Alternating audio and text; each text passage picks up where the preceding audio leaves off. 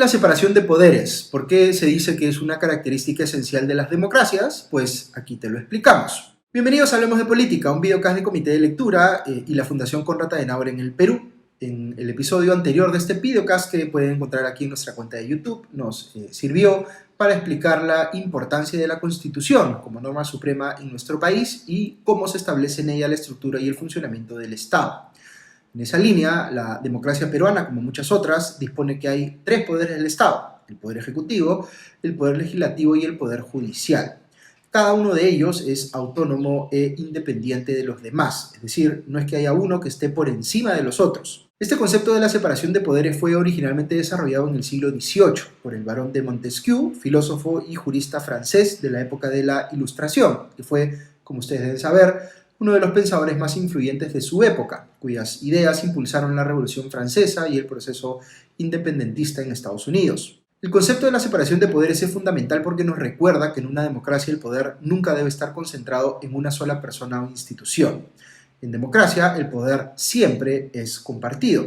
Y una forma de compartirlo para que nadie esté en condiciones de abusar de él es justamente dividirlo y colocarlo en instituciones diferentes, independientes unas de otras.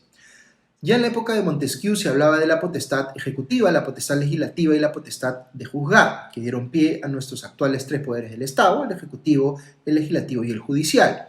En futuros episodios de este videocast les voy a explicar qué hace exactamente cada uno, pero adelantándonos un poco, podríamos decir, simplificando, que el poder ejecutivo es el que aplica las leyes, el poder legislativo el que las crea y el poder judicial el que las interpreta cuando hay un conflicto sobre cómo aplicarlas. Digo que es una simplificación porque luego vamos a ver que la cosa es más compleja que eso. El poder ejecutivo hace muchas cosas muy diferentes entre sí. El poder legislativo no es el único que crea normas y el poder judicial no es el único que administra justicia. Pero para los propósitos de este episodio nos sirve entender que los tres poderes tienen funciones principales diferenciadas y que esto es así por diseño, porque nuestra democracia ha querido que sea así. Les pongo un ejemplo para explicarlo mejor. Imagínense ustedes que el Estado les está cobrando más impuestos de lo que les corresponde pagar. ¿Qué hacen entonces? Pues presentan una demanda contra el Estado para que les cobren lo justo.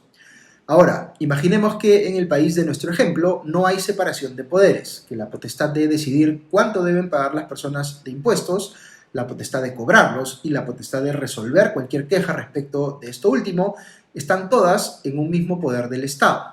¿Qué pasaría entonces? Pues todo el poder relacionado al cobro de impuestos estaría concentrado en una sola institución y muy probablemente tendríamos un Estado confiscatorio, es decir, uno que cobraría en tributos más de lo que sería razonable extraerle a sus ciudadanos.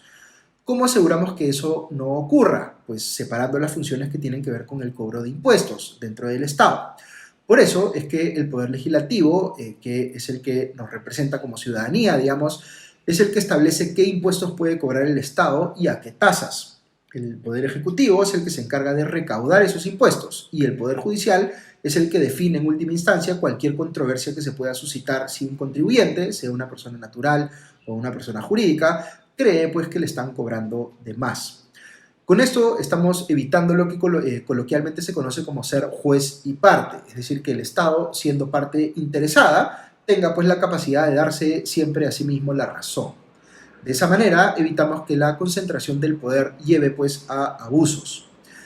Ok, quizá hayan escuchado también que se habla no solo de la separación, sino del equilibrio de poderes. Y esto es bien importante. La idea de la separación de poderes no implica solo que estos hagan cosas distintas, sino que los poderes se controlen entre sí, como les acabo de explicar en el ejemplo de los impuestos.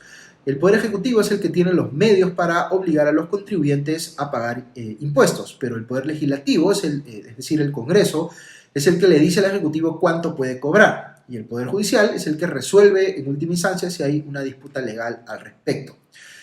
Cuando hablan de separación y equilibrio de poderes, los abogados constitucionalistas utilizan la expresión pesos y contrapesos, que es una traducción algo imprecisa de la frase en inglés checks and balances. Lo que quiere decir es que nuestro sistema político, nuestra democracia, no solo separa el poder, sino que responsabiliza a los poderes del Estado de supervisarse y controlarse entre sí. Veamos algunos ejemplos a nivel político. Digamos que el Poder Ejecutivo, es decir, el gobierno, nombra un gabinete y algunos de los ministros que lo conforman terminan haciendo un muy mal trabajo en sus carteras o toman decisiones muy cuestionables. ¿Qué puede hacer ante eso, digamos, el Congreso? Pues da la casualidad de que el Congreso tiene herramientas legales para fiscalizar y contrapesar el trabajo del Poder Ejecutivo. Por ejemplo, puede presentar una moción de interpelación contra un ministro, es decir, obligarlo a ir al Congreso a responder a las preguntas de los congresistas y explicar de esa manera sus decisiones. Y si los congresistas no se quedan satisfechos con ello, pueden presentar entonces una moción de censura, que si alcanza los votos necesarios, puede hacer que aquel ministro sea removido del cargo. Fíjense entonces en lo que implica esto. Quien elige al gabinete ministerial es naturalmente el Poder Ejecutivo, el presidente. Pero aun cuando el Congreso no hace esa designación, sí tiene la capacidad, si alcanza una determinada cantidad de votos, de sacar a un ministro si no está de acuerdo con su desempeño. Esto es algo que se puede hacer inclusive respecto de quien ejerce el cargo de primer ministro, pero en ese caso la censura del premier hace que caiga todo el gabinete. De hecho, existe otra figura que se conoce como el voto de confianza o el mal llamado voto de investidura. Como deben haber visto, cada vez que un gobierno elige un nuevo gabinete, encabezado por un nuevo primer ministro, ese gabinete, aunque ya haya sido formalmente designado, debe ir al Congreso para obtener un voto de confianza de parte de este último. Si no lo logra, se cae todo el gabinete. Si bien en nuestro país tenemos un régimen presidencialista, esta es una figura que hemos incorporado del parlamentarismo. Más adelante vamos a tener un episodio en el que explicaremos las diferencias entre el presidencialismo y el parlamentarismo y por qué nuestro sistema es una mezcla de los dos. Pero volviendo a lo nuestro, noten cómo aquí el Congreso tiene la capacidad de hacer control político sobre el Poder Ejecutivo, es decir, forzar la salida de un ministro cuyo desempeño considera deficiente o cuestionable.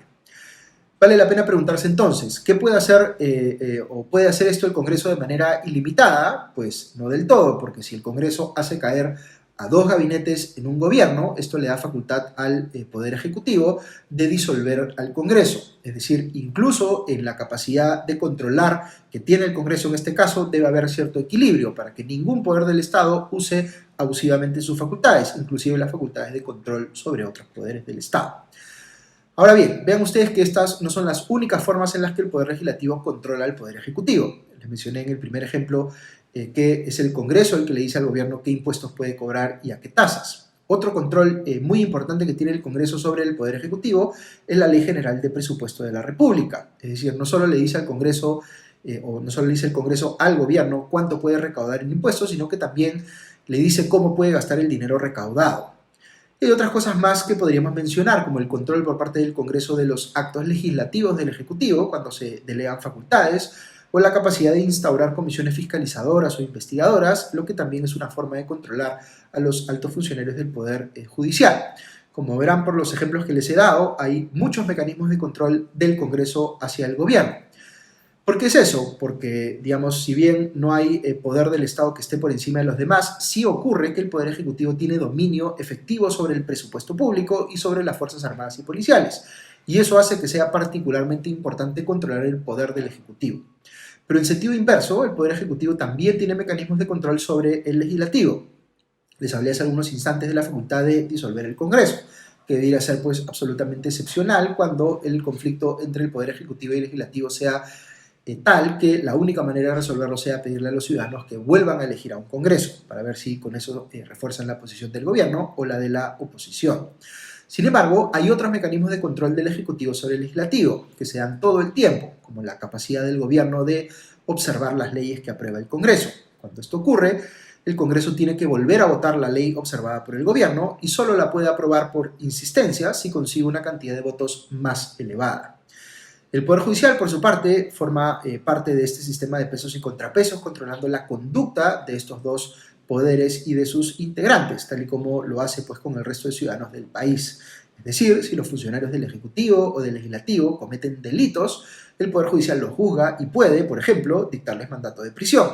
Sobre esto último, habría que mencionar que hay algunos altos funcionarios, tanto en el Legislativo como en el Ejecutivo, que tienen una protección especial en lo que respecta a ciertos delitos, los llamados delitos de función, que hace pues, el Poder Judicial o que el Poder Judicial no pueda procesarlos como a cualquier otro ciudadano. también lo que se conoce, o esto es lo que se conoce también como inmunidad, que es un concepto que explicaremos más en extenso en otro episodio. Pero lo concreto es que estos altos funcionarios deben ser acusados primero ante el Congreso y este debe levantarles la inmunidad para que luego puedan ser procesados en el Poder Judicial. Ok, he querido mencionarles aquí algunos ejemplos de cómo los poderes del Estado se controlan entre sí, como podría haberles señalado otros.